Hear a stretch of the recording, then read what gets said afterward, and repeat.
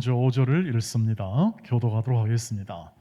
육신을 따르는 자는 육신의 일을, 영을 따르는 자는 영의 일을 생각하나니 육신의 생각은 사망이요 영의 생각은 생명과 평안이니라. 육신의 생각은 하나님과 원수가 되나니 이는 하나님의 법에 굴복하지 아니할 뿐 아니라 할 수도 없음이라. 육신에 있는 자들은 하나님을 기쁘시게 할 수 없느니라. 아멘. 네. 오늘 8장 1절부터 8절까지 이렇게 연결되기 때문에 전체 본문을 제시했고, 오늘 설교의 중심은 5절부터 8절까지 있는 내용 가운데 육신의 생각이 아니라 영의 생각은 생명과 평화, 화평인데, 오늘 생명에 관하여 하나님의 말씀을 나누고자 합니다. 근본적으로 우리의 구원을 설명하고 이해할 때 죄, 율법, 은혜 이 세 가지를 언제나 잘 이해하고 있을 때 우리의 구원을 설명하고 확신하고 그리고 누릴 수 있는 기본을 얻게 됩니다. 근본적으로 죄, 율법 이 두 가지로서는 해결 방안이 없었고, 이 죄에 대한 해결에 이 율법은 그 기능상 할 수 없으므로 하나님의 한 의가 이 땅에 나왔는데, 그것이 바로 하나님의 이 아들 예수 그리스도를 통하여 우리에게 구원을 주셨고, 그것은 하나님의 은혜로 된 것이다. 하나님께서 창세 전부터 택하시고 계획하시고 하나님이 뜻을 따라서 하나님이 정한 시간에 하나님의 손으로 이루어진 것이다. 그래서 그것을 은혜라고 얘기를 해서 우리가 이 구원의 내용을 설명하는데 이 죄와 율법과 은혜를 이렇게 연결해서 해왔습니다. 8장에서 이제 구체적으로 그 구원의 그 크기와 영광은 어떤 것인가, 그 구원에 우리의 삶에서 나타나는 실제화되는 그 위대함이나 그 크신 그 은혜의 크기는 어떤 것인가를 이 8장 전체에서 이렇게 쫙 보여주고 있는데, 지난 시간 속에서 죄와 사망의 법에서 생명의 성령의 법이 우리를 해방시켰다. 이것이 가장 핵심적인 그러한 설명이었다고 말씀을 드렸습니다. 죄와 사망의 법, 결국 모든 인간이 살아서 열심히 살건 게으르게 살건 그리고 다정하게 살건 혹은 호전적으로 살건 겪을 모든 인생 속에서 결론, 열매는 사망밖에 거둘 것이 없는 인생에서 구출하여 생명을 얻고 그리고 그 생명 가운데 살고 그리고 그 생명을 인하여 열매 맺는 인생으로 우리 인생을 바꾸어 주시고 우리를 변화시켜 주시고 우리를 세워 주시는 그 일을 예수께서 하신데, 그것을 구원이라 이렇게 얘기하여 생명력 있는 인생, 새 생명으로 사는 인생을 우리에게 허락하신 것이 바로 오늘 구원의 가장 중요한 핵심이고 그 내용의 설명이 되며, 이것이야말로 영을 따르는 자, 성령을 따라 성령의 법 아래 다스림을 받아 사는 사람들의 가장 중요한 생각이다 이렇게 얘기합니다. 그래서 6절을 보시기를 바랍니다. 6절을 보시면 육신의 생각은 사망이요 영의 생각은 생명과 평안이라 이렇게 얘기합니다. 이것은 대조를 시키는 겁니다. 믿지 않는 삶의 모든 내용은 그건 육신의 생각으로 살 수밖에 없고, 이것은 하나님의 뜻을 모르기 때문에, 하나님의 뜻을 알려고 하지 않기 때문에 하나님과 늘 대적하거나 대척점에 설 수밖에 없는 것이다. 그러나 거기서 해방을 받았습니다. 생명의 성령의 법을 해방시켰기 때문에 해방시키신 성령께서 우리를 다스리는데, 그 성령을 따르는 자들의 모든 생각, 모든 삶의 내용은 다 생명이다, 그 다음에 평안이다 이거죠. 그래서 오늘은 생명에 관하여, 다음에는 평안에 관하여 우리가 함께 은혜를 나누고자 합니다. 오늘은 생명인데 우리가 누리는 그 생명, 구원의 생명이 도대체 뭔가에 대하여 우리는 많이 배워왔고 또 알아왔습니다. 오늘은 이 로마서의 중심으로 해서 함께 이 생명이 과연 우리의 지금 신앙생활을 하고 있는 것에서 어떤 비중을 차지하고 있고 어떻게 우리가 누리는 이 구원을 우리가 설명하고 있는지를 확인하고자 합니다. 생명은 아시다시피 문자 그대로 보면은 모든 것을 이루게 만드는 힘이라고 말합니다. 우리 존재, 우리가 살아 숨쉬고 우리가 걸어가고 먹고 입고 자고 활동하는 모든 것을 가능케 하는 힘을 우리는 생명이라고 그렇게 얘기합니다. 여기서는 사망과 대조적으로 쓰여 이 생명을 우리가 얘기할 때에 조금 더 확장된 의미로 그렇게 생명을 얘기를 해야겠습니다. 다시 말하면 우리가 누리는 가장 좋은 것으로서의 생명을 얘기하죠. 여러분, 기본적으로 이것을 위하여, 이 가장 좋은 생명을 위하여 예수께서 죽으시고 그리고 예수께서 그것을 우리에게 허락했다는 것을 이미 로마서 5장 18절 말씀에서 밝혔습니다.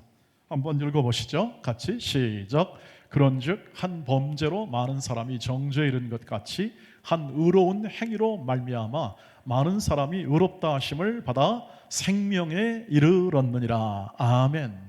그런데 이 말씀만 가지고는 우리가 이 생명의 풍성함을 충분히 이해하기가 어렵습니다.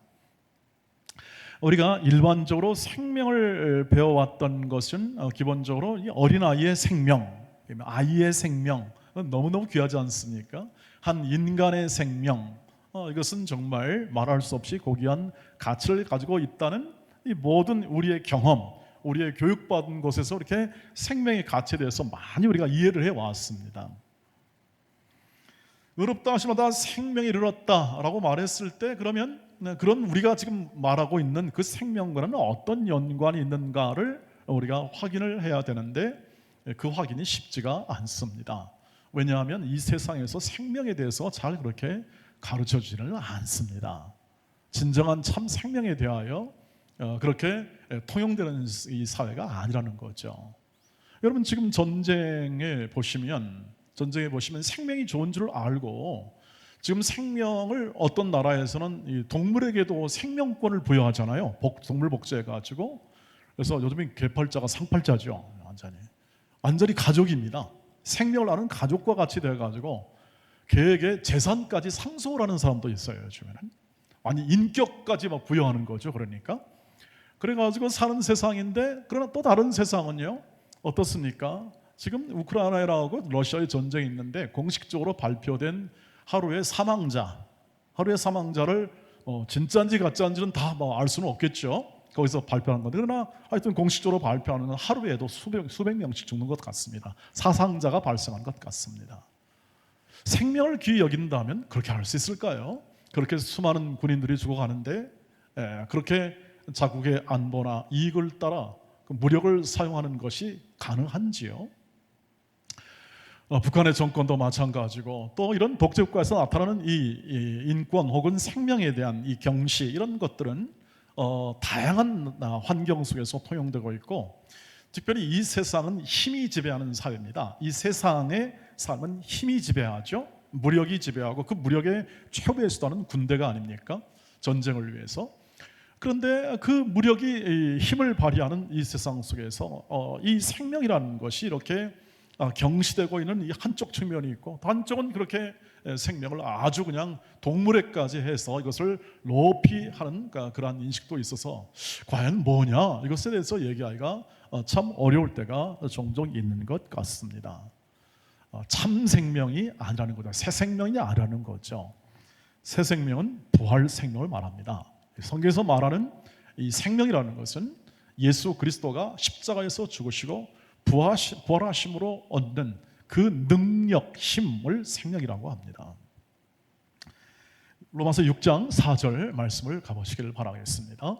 같이 읽겠습니다. 시작. 그러므로 우리가 그의 죽으심과 합하여 세례를 받음으로 그와 함께 장사되었나니 이는 아버지의 영광으로 말미암아 그리스도를 죽은 자 가운데서 살리심과 같이, 부활하심과 같이 우리로 또한 새 생명 가운데서 행하게 하려 하심이라. 새 생명 가운데 행하게 한다는 건 뭐냐면 결국 부활하신 주 예수 그리스도의 그 권능과 그 능력의 생명 받으심입니다. 그건 굉장한 거죠. 인간이 줄 수 없는 생명입니다. 인간이 가질 수도 없는 생명이죠. 우리 모든 인간은 말씀드렸듯이 유한하죠. 다 심지어 성경 안에서 다시 살아났던 사람들도 있잖아요. 나사로가 그랬고 나인성 과부의 아들이 그랬습니다만 심지어는 죽었다가 살아난 사람들도 또 죽습니다.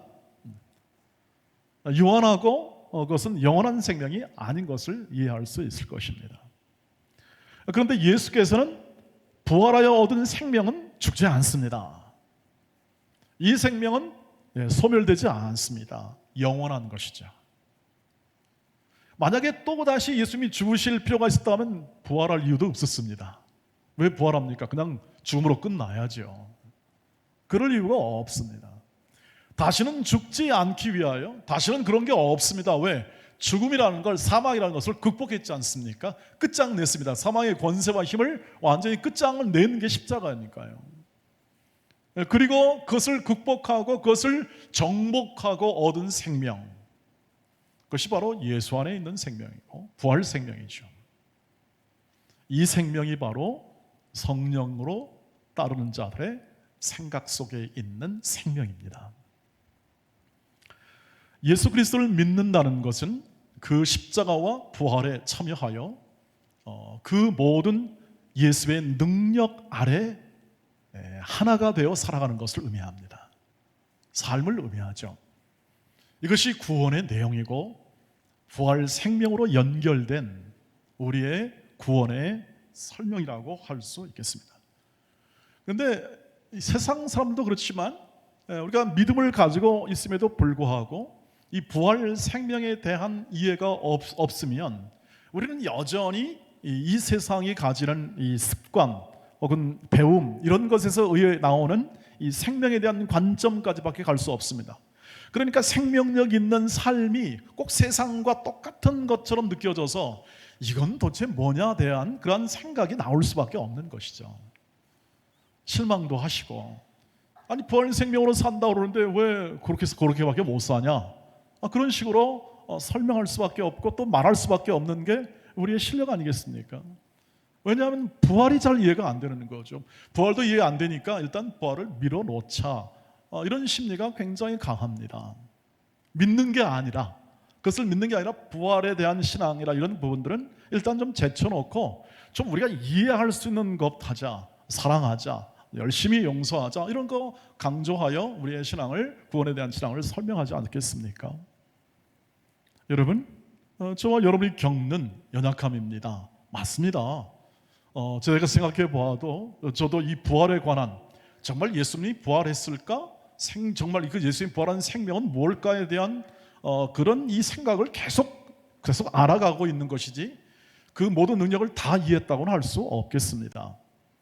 다만 점점 세월이 가면서, 이 시간이 가면서 이 부활에 관한 이 능력과 그 은혜가 생생해진 것은 사실입니다. 더 생생해져요. 왜 생생해지냐면 답이 없으니까 그래요. 점점 이 죽음의 권세가 점점 세월이 가면서 이제 눈앞에 오잖아요. 점점 세월이 가면서 이제 쉽게 말하면 죽을 날이 가깝다는 그 뜻입니다. 점점 가게 되는 거죠. 어떤 분은 시간을 그렇게 해서 인생의 3시다, 인생의 6시다, 인생의 9시다 이렇게 해서 이렇게 설명하기도 하는데, 시간이 점점 가면서 이제 정리할 수 있는 그것을 바라보는 시간이 딱 오는 거죠. 오다 보니까 이 끝에 그 다음에 세상에 대하여, 그 다음에 죽음 이후에 대하여 우리가 아는 지식은 거의 전무입니다. 없습니다. 그러니까 그것은 불안할 수밖에 없고, 그 뒤에 있는 일에 대한 이 부분은 우리가 알 수 없기 때문에 불완전하게 여길 수밖에 없고, 그래서 우리는 의심할 수밖에 없고 때로는 두려움에 쌓이기도 하는 것이죠. 그런데 유일한 답으로 제시된 말씀이 믿어지게 되는 거죠. 하나님의 말씀이 믿어지게 되더라는 겁니다. 부활에 관한 사실뿐 아니라 예수께서 부활의 첫 열매가 되셔서 우리 모두가 그 부활에 참여하게 될 거라는 예수님의 약속이라는 것이 반드시 실현될 줄 믿습니다 하는 믿음이 생기더라는 겁니다.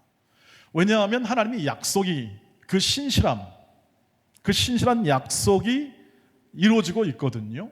그 가장 큰 증거가 예수가 이 땅에 오신 것이었고 십자가를 지신 것이었으며 다시 살아난 것에 대해서 재론의 여지 없이 이 모든 말씀이 그것을 증언하고 있어서 더 이상 이것을 거부할 수 없을 만큼 분명한 증거가 되실 뿐만 아니라 도무지 이 부활을 목격한 사람이 아니면 할 수 없는 수많은 그 믿음의 증언들과 실제로 성령 안에서 그 부활의 생명력을 가지고 살아갔던 수많은 사람들의 생애를 바라보건대 저 사람이 만약에 부활이 없다면 저건 완전히 헛된 인생이고 정말 의미 없는 인생을 살았는데 그 사람이 그렇게 살지는 않았던 것 같습니다. 모든 역사적 증거나 또 마음의 내면의 증거나 이 모든 과정을 통해서 이 분명한 예수께서 다시 오셔서 부활로 우리 모든 잠자는 자를 다 깨우시고 그리고 우리를 영원히 주와 함께 같이 있게 하시겠다는 그 약속을 분명하게 이루실 줄 믿습니다. 이런 이 믿음이 생겨나는 것을 보면 이것은 저한테 나온 게 아니죠. 보다 생생해지는 것은 성령께서 제 마음 가운데 확신을 주시고 이 일을 통하여 이루시는 하나님의 은혜가 아니면 도무지 있을 수 없는 일인 것을 분명하게 생각해 볼 때 우리 안에서 일하시고 또 친히 약속하사 보다 분명한 이 부활 생명으로서 우리 인생을 열어주시고 구원의 날까지 이루시는 하나님의 역사가 반드시 그 하나님의 뜻을 이루실 줄 믿습니다 하는 그 믿음을 갖게 됩니다. 그러므로 인생에 대한 진정한 해답, 생명이신 예수 그리스도를 믿는 이 믿음을 하나님이 주셨고 그것은 진리이며 그것은 충만하게 우리의 인생을 이끌어가고 있음을 믿을 수 있게 되었습니다. 시간이 필요하겠죠. 그리고 더 많은 시간 속에서 우리는 그 진리를 따라 살아가면서 우리에게 허락된 이 생명, 예수의 이 부활 생명, 믿음으로 은혜로 값없이 주시는 이 부활의 생명을 가슴에 안고 살아갈 보다 분명한 증거와 그리고 믿음을 우리에게 허락하신 우리 예수 그리스도를 우리가 오늘 높이 예배하고 찬양하는 근거가 되었습니다. 이 은혜가 오늘도 저와 여러분 가슴속에 분명해지시기를 주의 이름으로 축복합니다. 부활 생명으로 우리의 인생을 열어주었기 때문에 우리는 새 생명을 얻은 것입니다. 그 부활의 생명의 권능은 말할 수 없이 큽니다. 모든 죄와 사망의 권세를 깨뜨리고 사단의 모든 계획을 좌절시키며 우리의 인생과 우리의 모든 삶, 모든 피조물 안에 하나님의 다스림, 예수가 만물의 주권자가 되어 부활 생명으로서 만물을 다스리고 우리 인생을 회복시키며 구원에 합당한 구원의 열매를 맺게 하시는 그 역사를 우리는 새 생명의 역사 이렇게 하여 오늘 믿음으로 그 사실을 받고 우리는 살아가고 있습니다. 그래서 오늘 우리가 예수를 믿음으로 살아가는 것 그리고 우리가 그 예수 안에 있는 생명을 가지고 살아가는 것 우리 자신은 약하고 부족하고 다 이해하지 못하지만 그러나 그분과 연결되어 있습니다. 하나로 연결되어 있어서 그 생명을 이 은혜로 받아 누리며 살고 있고 그리고 그 생명력 있는 삶의 내용을 이 현실 속에서 우리의 가정과 일터와 모든 환경 속에서 그 생명력 있는 삶을 살아가도록 성령께서 오늘도 하늘의 신령한 지혜로, 은혜로 우리의 크신 모든 일을 감당할 수 있는 지혜로, 역사로 우리를 이끌고 계시다는 사실을 우리는 분명하게 믿을 수 있습니다. 그래서 가장 큰 은혜는 무엇인가? 새 생명을 받은 것입니다. 저와 여러분이 걸어가는 모든 신앙 속에 그러나 최고의 감사, 최고의 가장 기쁨은 새 생명을 받은 것입니다. 즉 예수를 믿음으로 주의 새 생명 안에 거하게 된 것이죠. 나 같은 죄인 살리신 주 은혜 고마워. 이런 찬송 305장의 찬송 있지 않습니까? 잃었던 생명 찾았고 방명을 찾았네. 이 존 뉴턴의 이 고백적 찬송, 이것을 영어로 표현할 때 Amazing Grace라는 말씀을 드렸습니다. 놀라운 은혜다, 우리를 확 깨게 만드는 은혜이다 하는 거죠. 그러니까 믿는 게 최고의 복입니다. 예수를 믿는 게 최고의 행복입니다. 새 생명 안에 거하는, 생명 안에 거하는, 아니 부활 생명 안에 거하는 그 삶이야말로 우리가 부여받은 인생 최고의 선물이죠. 더더 말할 것 없이 인간이 갖는 모든 환희, 즉 새 생명, 어린아이가 태어나는 환희와 아이들이 커가면서, 이 젊은 사람들이 커가면서 바라보는 이 청춘의 영광, 그리고 노년의 덕스러움의 크나큰 그 놀라운 이 하나님의 세워내심, 한 사람 존재를 세워내시는 이 노년의 덕스러움, 이런 것들은 전부 다 새 생명의 역사로 이루어지는 것들이죠. 요한복음 14장 6절에 내가 곧 길이요 진리요 생명이니 나로 말미암지 않고는 아버지께로 올 자가 없니라고 말씀하시는 이 담대하고도 이 도전적이며 그리고 우리의 정신을 확 깨우는 이 진리의 이 말씀 속에 예수께서 분명히 생명이라고 밝혀 빼도 박도 못하게 그 모든 그를 믿는 자들이 이 생명 안에 거하게 되고 그 생명을 수여받고 그리고 그 생명의 삶을 살도록 지금도 그 일을 성령께서 생명의 법 다스림으로 우리와 함께 하심을 확인할 수 있습니다. 그러므로 성령을 따라 그 새 생명의 삶을 내가 살고 있구나 하는 자각, 그리고 그 삶의 내용을 우리가 늘 감사하며 찬양하며 예배로 화답할 수 있는 것입니다. 사람에게 생명보다 가치 있는 게 없다고 말씀을 드렸고, 우리의 인생에 있어서 새 생명을 받아 그 인생을 사는 것보다 가치 있는 인생이 없다는 것을 확인할 수가 있습니다. 그래서 가장 중요한 것, 가장 가치 있는 새 생명을 은혜로 받았기 때문에 이 모든 구원은 은혜로밖에 설명이 안 됩니다. 삶에서도 그래서 이 새 생명의 은혜는 이 모든 이 삶에서 가장 중요한 우리의 모든 사물을 바라보는, 우리 모든 것을 해석하는 기준이 되게 되는 거죠. 새 생명을 받았습니다. 그래서 우리의 삶은 범사에 감사합니다. 범사에 모든 것에 감사합니다. 은혜로 받았기 때문에 우리가 갖는 모든 것은 감사로 표현될 수밖에 없는 것이죠. 가장 좋은 걸 받았는데요. 구하라, 찾으라, 두드리라 말씀하시잖아요. 뭘 드립니까? 뭘 찾습니까? 그럴 때 뭘 주십니까? 성령을 주십니다.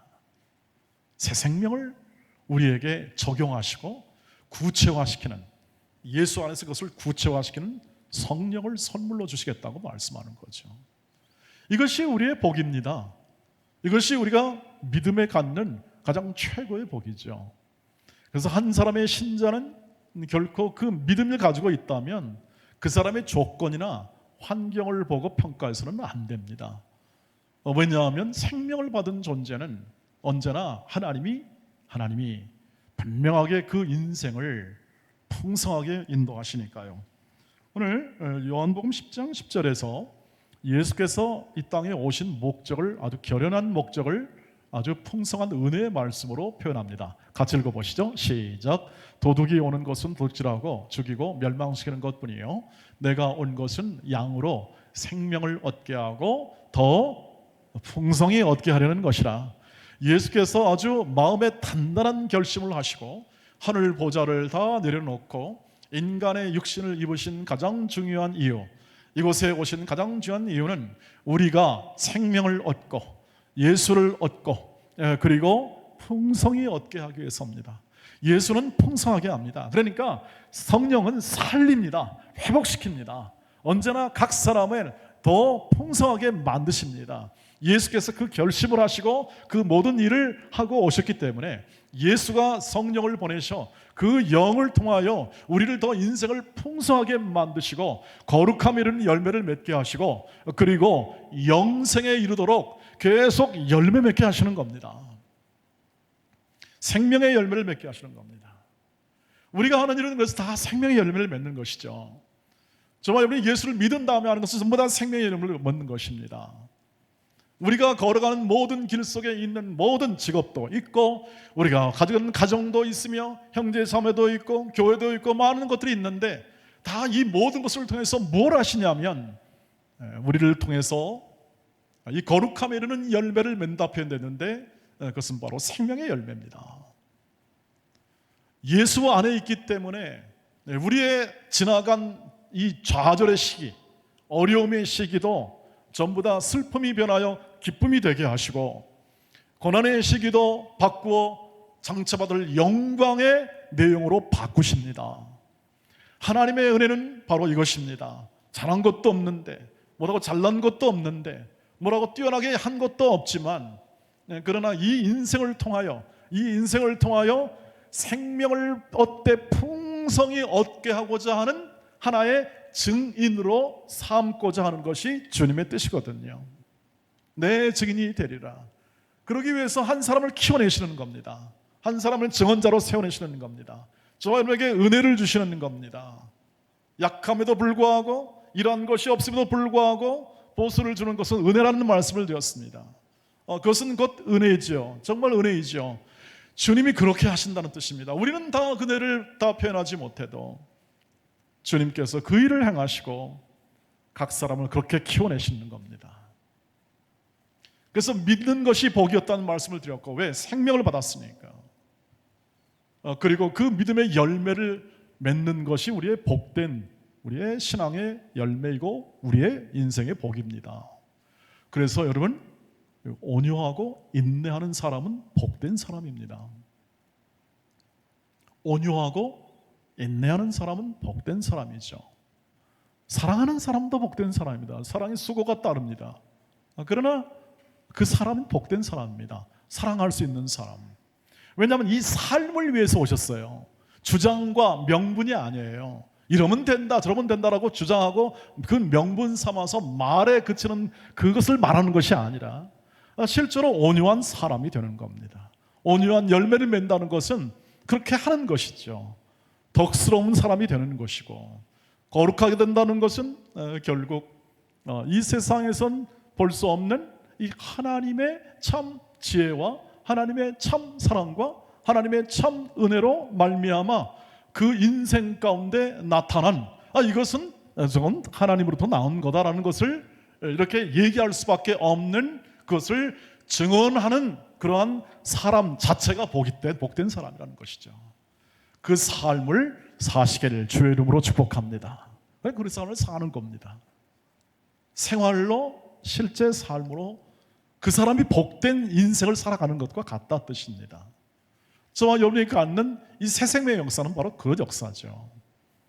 우리부터 나올 수 없는 부활 생명으로부터 나오는 그 큰 은혜와 지식과 의로움과 거룩함이 내 인생 가운데 성령을 통하여 그렇게 나타나더라는 거죠. 그렇게 하자고 지금 다 교회로 모이게 하신 겁니다.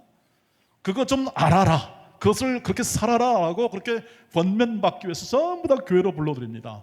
여러분, 세상에서 누가 이런 말을 합니까? 세상에서 이런 말도 하지 않습니다. 잘 살아라, 성공해라, 열심히 살아라, 최선을 다해라, 공부해라. 그렇게 해서 네 자아를 이루고 네 안전과 행복을 이루라는 것이 세상의 가르침 아니겠습니까? 그것이 결국 나중에 뭘 열매를 맺는지를 로마서에서 계속 얘기를 하고 있지 않습니까? 그것이 아닌 세상에서 줄 수 없는 생명, 예수입니다. 예수가 우리와 함께 있고 우리를 사랑하시고 우리를 영원히 끝까지 동행하며 그 인생, 거룩한 인생, 복된 인생 합쳐 생명의 인생을 이루겠답니다. 그것에 발맞추어서 오늘도 우리는 우리에게 부여된 삶을 살아가지 않겠습니까? 부활 생명의 삶을 살아가지 않겠습니까? 당연히 그 삶을 살고 있습니다. 우리의 운명은 그 삶의 운명입니다. 부활 생명으로 살 운명이 되었습니다. 절대 그것을 바꿀 수가 없습니다. 우리가 교리적으로 불가항력적 은혜라는 말을 씁니다. 불가항력, 다시 말하면 저항할 수 없는 하나님의 은혜입니다. 그 하나님의 은혜는 저항할 수 없다는 것은 우리가 불순종과 우리가 하나님의 모든 뜻을 이렇게 행하지 않음을 통하여 하나님의 구원을 좌절시킬 수 없다는 뜻입니다. 우리는 마치 구원 열차를 탔습니다. 천국의 열차를 탔는데 방향을, 예를 들면 방향을 잘못 이렇게 발 동동 구를 수 있습니다. 방을 동동 구를 수 있지만 그러나 우리 방향까지 바꿀 수는 없습니다. 저와 여러분이 이 새 생명을 통해서 주신 이 한 번의 이 역사적 사건과 구원의 사건을 통해서 나타난 이 하나님의 크신 은혜는 바꿀 수 있는 게 아니에요. 반대로 안 될 수 있고 불평할 수 있지만 방향까지는 못 바꿉니다. 방향은 운전사이신 예수께서, 성령께서 천국에 이르도록, 영생에 이르도록 우리 인생을 이끌고 힘차게 은혜로 세워내시고 계시기 때문에 그렇습니다. 힘차게 일하고 계십니다. 은혜로 일하고 계십니다. 그것을 저와 여러분이 느끼고 생각하고 그 마음 가운데 다져내며 우리의 인생 가운데 있는 이 생명의 삶의 내용을 감사하면서 우리의 삶으로 살아갈 때 우리의 인생 가운데 큰 이 생명의 열매가 가득가득 맺히게 될 겁니다. 그 열매는 무엇입니까? 사랑입니다. 희락입니다. 화평입니다. 오래 참음입니다. 자비요, 양선과 충성과 온유와 절제요, 그걸 합쳐 거룩함입니다. 이 내용을 새 생명으로 우리로 하여금 살게 하시고 열매 맺게 하시는 주 예수 그리스도가 변함없이 우리의 모든 인생이 끝나고 그리고 이후에도 영원히 함께 하시며 우리의 모든 천국에 이르도록, 우리의 모든 온전함이 이르도록 쉬지 않고 지금도 일하시고 우리의 삶에서, 우리의 가정에서, 교회 안에서 일하시니 오늘도 그 주님을 깊이 붙잡고 그 주님과 함께 동행하시기를 주의 이름으로 축복합니다. 그 주님이 바라보는 시각으로 그 모든 생명을 바라보시기를 바랍니다. 우리 안에 거하는 모든 생명, 어린아이의 생명, 우리 젊은 사람들의 밝게 빛나는 푸르고 푸른 생명, 노년의 삶 가운데 인생의 경륜이 풍성해진 생명, 이 생명 속에 하나님의 일하심을 보시기를 바랍니다. 우리 각자와 우리 각 사람의 마음 가운데 변함없이 우리 인격을 세우시고 우리의 마음에 더욱더 견고한 이 부활 생명을 세우시는 성령의 역사가 여러분의 인생 가운데 충만하기 때문에 결코 저와 여러분이 하는 모든 것들은 헛되지 아니하고 열매를 맺게 될 줄 믿습니다. 오늘 말씀 고린도전서 15장 57절로 58절 마지막 읽겠습니다. 시작. 우리 주 예수 그리스도로 말미암아 우리에게 승리를 주신 하나님께 감사하노니 그러므로 내 사랑하는 형제들아 견실하며 흔들리지 말고 항상 주의 일에 더욱 힘쓰는 자들이 되라. 이는 너희 수고가 주 안에서 헛되지 않은 줄을 알미라. 이것은 부활장의 제일 마지막 장면입니다. 부활을 의심하는 사람도 있고 부활을 믿지 않는 사람도 있습니다. 교회를 다녀도. 그러나 이 부활장을 통해서 부활을 길게 설명한 다음에 이렇게 바울은 얘기합니다. 이미 승리를 우리에게 주셨다. 이김을 주셨다. 너의 인생은 이기는 인생이다. 그리고 그 삶을 예수님은 부활로서 이미 확정을 했고 또 다른 재림의 부활로서 다시 우리를 온전하게 하실 것이다. 두려워하지 말아라. 걱정하지 말아라. 믿음으로 사는 생애는 헛된 생애가 아니다. 주의 일, 즉 우리의 가정일, 우리의 직장의 일, 모든 주의 일입니다.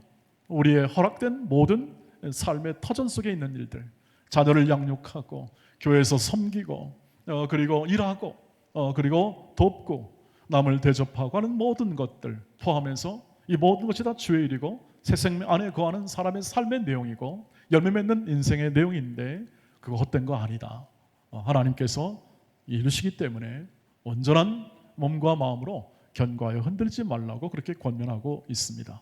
저와 여러분이 걷는 길 속에 하나님께서 주시는 이 말씀의 권면 속에 새 생명 얻은 자, 생명을 얻었다는 것, 이 모든 것을 받았다는 것, 그리고 감사할 수밖에 없는 인생의 이 소중한 복됨을 여러분이 마음의 풍성함으로 누리시고 삶에서 순종으로 또한 열매 맺으며 여러분의 인생을 복되게 하시는 하나님의 인도하심 따라서 이 여름에도 풍성히 열매를 많이 맺으시기를 주의 이름으로 축복합니다. 예수 안에 거하십시오. 예수를 바라보십시오. 예수와 동행하십시오. 예수와 손잡고 가십시오. 예수를 사랑하십시오. 예수께 기도하십시오. 그리고 여러분에게 향한 하나님의 뜻을 온전히 이루시는 믿음의 삶으로, 생명의 삶으로 이 여름을 보내시고 가을에 결실하시기를 주의 이름으로 축복합니다. 기도하겠습니다. 거룩하신 주여, 생명 주심에 대한 감사와 그 생명으로 역사하시는 성령의 충만한 인도 속에 풍성히 열매 맺는 거룩함의 열매를 맺는 인생으로 살게 하시니 우리의 인생에 남은 것은 감사밖에 없고 우리에게 허락된 모든 삶에서 순종으로 화답하여 그 풍성한 삶을 잘 열매 맺는 인생 살게 하여 주시옵소서. 예수님의 이름으로 기도하옵나이다. 아멘. 찬송하며 봉헌하도록 하겠습니다.